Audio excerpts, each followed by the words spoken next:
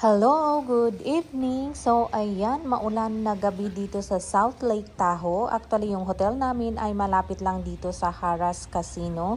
But since maulan, kaya ayan, nag-drive na lang kami papunta dito sa casino. So, ito yung kanilang magandang view paggabi. So, ayan. Anyway, dito sa Harrah's Hotel and Casino, meron silang casino of course at meron din pala silang arcade para sa mga bata. Anyway, sa kanilang casino, hindi pwede yung mga minor So, pwede ka lang dumaan within the area pero hindi ka pwedeng magstay. Kasi nung nagstay si Allison, ilang beses siya actually sinita ng guard. Kaya we end up pumunta kami doon sa arcades, which is located sa ground floor, So, yun yung advantage pag meron kayong dalang bata, so pwede silang maglaro doon, Anyway, yung parking area nila dito ay merong bayad. At the same time, pagpasok mo dito sa loob ng casino, meron din pala silang store, meron din silang kapihan, which is yung Starbucks. Pero pagpasok nga pala namin dito ay close na yung ibang store, So, pwede ka din palang bumili ng mga souvenir dito.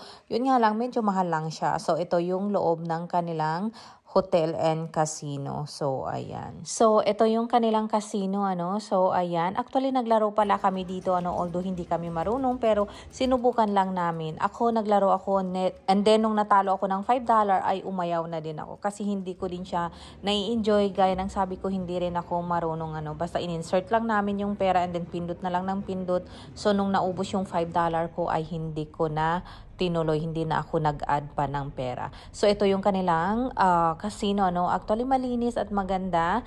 And then, si Tita Lisa naman, or yung kapatid ng asawa ng brother-in-law ko, ay naglaro din kaso hindi rin marunong, So, ayan. I think siya, naglagay siya ng $20.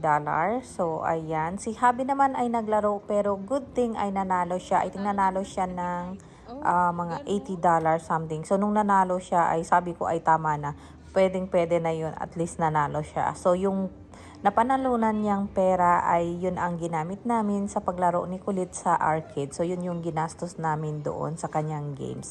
So, ayun, libre na yung pang-games ni Kulit dahil nga nanalo si Abby. So, after noon ay umuwi na din kami. Naglalaro, hindi alam. Paano ka mananalo pag straight line or anything basta pareho? Oh, ayun, may baboy. Ano yun? Sa mamoy.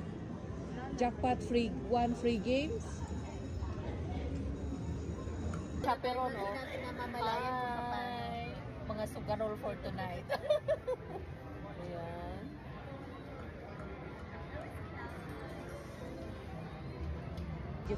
Okay. Go. That's out.